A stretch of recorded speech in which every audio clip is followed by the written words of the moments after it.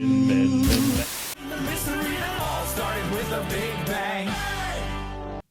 welcome to the Domain of Laughter. In today's episode, we'll be talking about old sitcoms versus new sitcoms. I am my host here, Will, and we'll be talking about sitcoms, different types of subjects about them. Hello, I'm Will, and we'll be talking about old sitcoms versus new sitcoms, talking about their different styles and types of comedy. Okay, what's your favorite classical sitcom? It does vary by the day. I'm a massive sitcom fan, but at the minute, I think it is Friends, but there are loads of others, particularly 90s sitcoms that come a very close second to Friends. But yeah, Friends at the minute, definitely up there.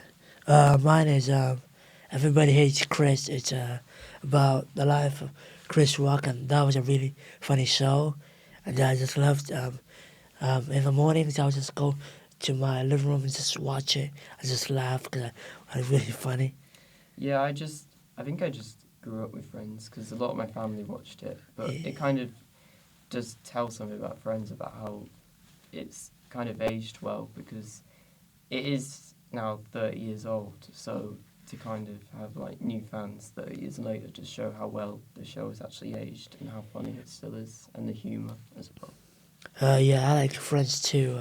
It's a really good show, and the theme song is really Yeah, a banger. Alright. Okay, we're going to talk about old sitcoms versus new sitcoms. Yeah, you go first. Okay, my opinion is that the old sitcoms are better because you can see the chemistry the cast had, and they would just like do things off script and just have a real connection between each one of them because that was really funny. Yeah, I think with old sitcoms, again, the chemistry, and it wasn't really that tight, you know.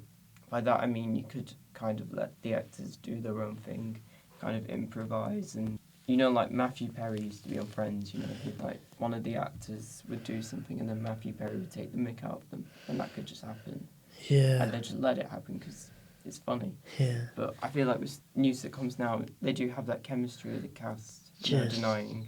Yeah. But Just don't feel that yeah. authentic. And it feels a bit more tighter, you know. There's like, I don't think they have that much room for mistakes or improvisations. It's kind of more tighter between the cast and stuff. And, you know, I think also laugh tracks come into it as well, you know, whether they're authentic. Yeah, the laugh track is, I think it's good sometimes. I feel like it builds up the comedy that they're trying to show because it's supposed to make people laugh. It shows that they care. Yeah, I think with laugh tracks, you can kind of tell when they're real or not, or canned, you know, and I think that really comes into it because sometimes you have to have canned laughter because maybe the audience didn't actually react to the joke as well as they could, which is another thing. But you kind of just, like, I feel like it can take away from the potential a new sitcom has nowadays, and that's kind of an issue in itself. I mean, you know, people kind of want a sitcom nowadays to still have that authenticity that Friends had, or Big Bang Theory, you know, all those great sitcoms. Yeah. Okay. When it comes to jokes in sitcoms, what do you think of them? I think one of my favourite things about a sitcom is a running joke, like one that goes across the series. I mean, they should be quite tiresome, really, but I think they can be quite entertaining, which is down to the writers and the actors. I mean, this one should definitely have been tiresome as it went on, but again, down to the writers and the actors is the one on Friends, We Were on a Break. You know, Ross always said that. I mean, he must have said that every season at least once. Yeah. Even said to his son at one point. Literally. And, like, I remember the scene where I think he was changing Emma's diaper, and he was telling the story of him and Rachel, and he ended it on, so that's why whatever Mummy says, we were on a break.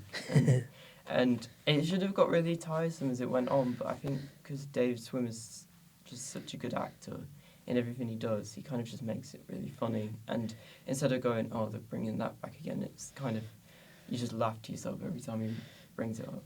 Yeah, my favorite joke is on The Big Bang Theory when Sheldon just knocked 3 times. Oh, Yeah. it's a brilliant. I just went either Penny, or anyone who was at the door.